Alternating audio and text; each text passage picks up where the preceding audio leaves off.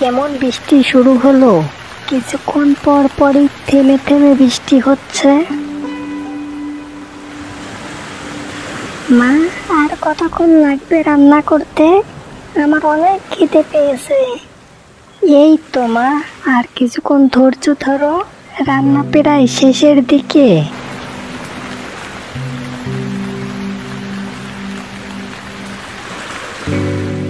এই যে কোথায় চললে এই বৃষ্টির মধ্যে?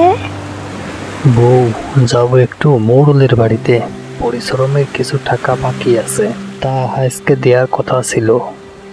রান্না প্রায় শেষের দিকে, দুপুরের খাবার খেয়ে বের হতে।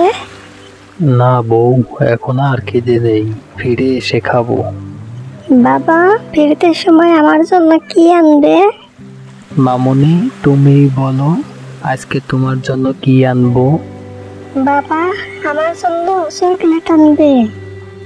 আচ্ছা মামুনি, ঠিক আছে, তোমার জন্য চকলেটই আনবো।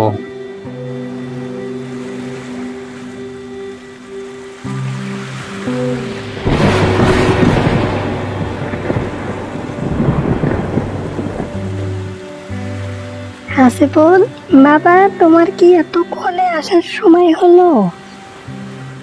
তা কোথায় গিয়েছিলে শুনি?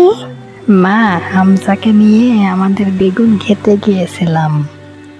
মা, বেগুন গাছে অনেক ফুল এসেছে, ফুলগুলো দেখতে অনেক সুন্দর।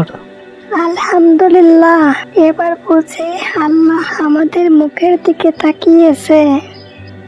ফুল থেকে আর কিছুদিন পরই কুড়ি আসবে এবং তারপরেই বেগুন বড় হবে।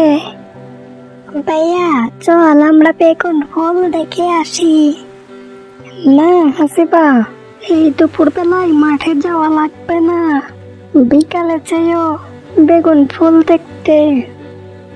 আচ্ছা মা, ঠিক আছে।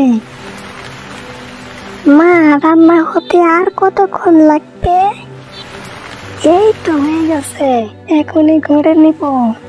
তোমরা ভালো করে হাত পা ধুয়ে ঘরে যাও।